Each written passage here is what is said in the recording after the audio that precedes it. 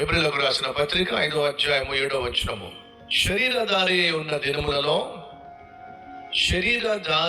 ఉన్న దినములలో అనగా యేసుక్రీస్తు ఈ భూమి మీద జీవించినప్పుడు, శరీరధారిగా ఉన్నప్పుడు మహారోదనముతోనూ కన్నీళ్లతోనూ తన్ను మరణము నుండి రక్షింపగలవానికి ప్రార్థనలను యాచనలను సమర్పించి, ఎప్పుడో నూటికో కోటికో ఒకసారి కన్నీటి ప్రార్థన చేసినట్టుగా ఇక్కడ లేదు. ప్రార్థనలను యాచనలను ఆయన సమర్పించాడు. తనను రక్షించగలిగిన దేవునికి యేసుక్రీస్తు ప్రార్థన చేశాడు. ఎలా ప్రార్థన చేశాడట? కన్నీటితో ప్రార్థన చేశాడట.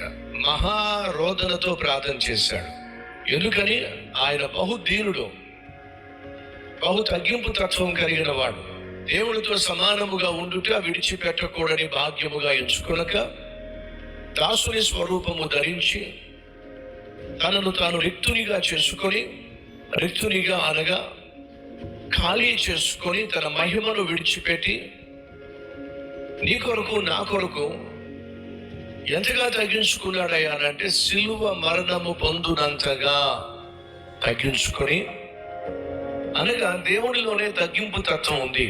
సహోదరుడా, సహోదరి, నీవు దేవుడిని విశ్వసిస్తున్నట్లయితే, ఆ దేవుడు నీలో ఉన్నట్లయితే నీలో దీనత్వం ఉండాలి, తగ్గింపుతనం ఉండాలి. హెచ్చులకు పోయే తత్వం కానీ, బడాయికు పోయే తత్వం కానీ, గొప్పలు చెప్పుకునే తత్వం కానీ, గర్వం కానీ, ఎవరైనా ఒక మాట అంటే తట్టుకోలేనటువంటి విర్రవీగే తనం కానీ ఉండడానికి వీల్లేదు. దానికి వ్యతిరేకమైన లక్షణం ఏమిటంటే దీనత్వం, తగ్గింపు తత్వం, వినయం, నలిగిన మనస్సు. ఇదిగో యేసుక్రీస్తు ఈ భూమి మీద ఉన్నప్పుడు ఆయన ప్రార్థనా జీవితం ఎలా ఉందట? కన్నీటితో, రోదనతో. ఏ రోదన? బైబిల్లో చూసారా? మహా రోదనతోనూ కన్నీళ్లతోనూ, అనగా కన్నీళ్లతో, మహారోదనతో ఆయన ప్రార్థన చేశాడు. యేసుక్రీస్తే కన్నీటితో ప్రార్థన చేశాడంటే కారణం తెలుసా? నశించిపోతున్న లోకం పట్ల ఆయనకున్న భారం, నశించిపోతున్నటువంటి నీ పట్ల నా పట్ల ఆయన కలుగున్నటువంటి బాధ ఆయనను కన్నీటితో ప్రార్థన చేసే విధంగా చేసింది. తను ఏర్పరచుకున్నటువంటి శిష్యుల కోసం కన్నీటితో ప్రార్థన చేశాడు. వాళ్ళ అవిధేయతను చూశాడు, వాళ్ళ అవిశ్వాసాన్ని చూశాడు, వాళ్ళ కోసం కన్నీటితో ప్రార్థన చేశాడు. యోహాను సువార్త 17వ అధ్యాయం మీరు చదివితే అర్థమవుతుంది ఆయన చేసిన ప్రార్థన యొక్క సారాంశం ఏమిటో అక్కడ లిఖించబడి ఉంది. యోహాను సువార్త 17వ అధ్యాయంలో మీరు చూసే ప్రార్థన, అది యేసుక్రీస్తు గెత్సెమనే తోటలో చేసిన ప్రార్థన. అది గురువారం రాత్రి యేసు చేసిన ప్రార్థన. తన చుట్టూ ఉన్న వారి కోసం ప్రార్థన చేయటం, తను ప్రేమించిన వారి కోసం ప్రార్థన చేయటం అలవాటు. సంగమా, అలవాటు చేసుకుందాం. మొదట మన కుటుంబం కోసం ప్రార్థన చేయటం అలవాటు చేసుకుందాం. మన బంధువుల కోసం ప్రార్థన చేయటం అలవాటు చేసుకుందాం. మన స్నేహితుల కోసం ప్రార్థన చేయటం అలవాటు చేసుకుందాం. నీకు ఒక శుభవార్త చెప్తున్నా. పరిస్థితులు ఎంతగా చేజారిపోయినా నీకు నిరీక్షణ ఉంది. దేని ద్వారా? యేసుక్రీస్తు నామము ద్వారా. ఆయన నామములో నువ్వు ప్రార్థన చేయటం ద్వారా చేజారిపోతున్న దానిని కూడా తిరిగి పొందుకోవడం సాధ్యం. ఈరోజు మన మధ్య ఎవరైనా ఉన్నారా?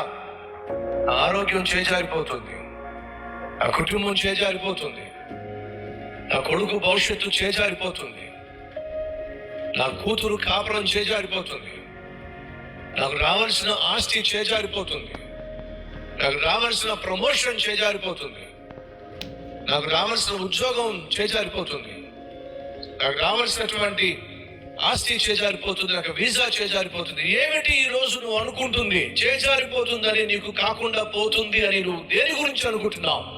విను, అది చేజారిపోతున్నట్టుగా కనిపించిన ప్రార్థనలో శక్తి ఉంది. ఆ ప్రార్థన చేజారిపోతున్న దానిని తీసుకొచ్చి నీ చేతిలో పెట్టగలే శక్తులు.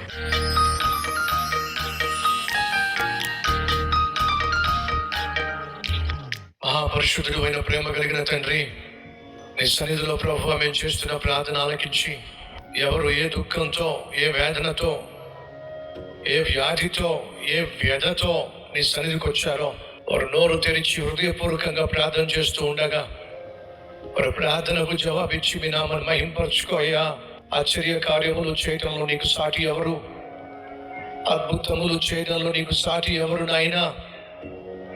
మా జీవితంలో ఏవైతే చేజారిపోయినాయి అని మాకు అనిపిస్తుందో అవి ఏమైనా కావచ్చు నాయన, ఇంకా అవి నీ చేతుల్లోనే ఉన్నాయి.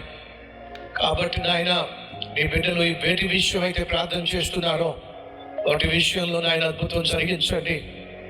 వివాహం కాదేమో అని అనుకుంటున్న తమ్ముడిని, చెల్లిని ప్రభు ధైర్యపరచు నాయన. కన్నవాడివి నీవే, వెలబెట్టి కొన్నవాడివి నీవే.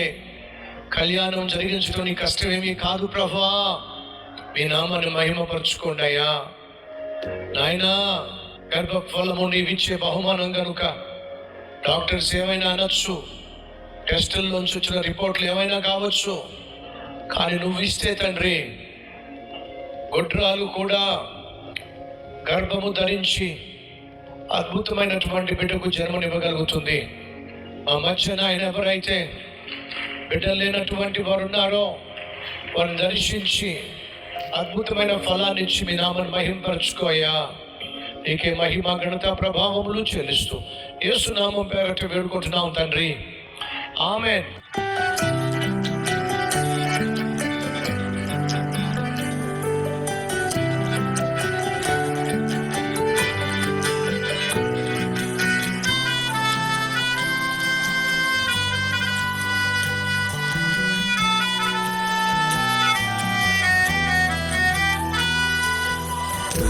డైలీ డివోషన్ మీకు ఆశీర్వాదకరంగా ఉంటే 10 మందికి షేర్ చేయండి, లైక్ చేయండి, ఒక కామెంట్ పెట్టండి. దేవుడు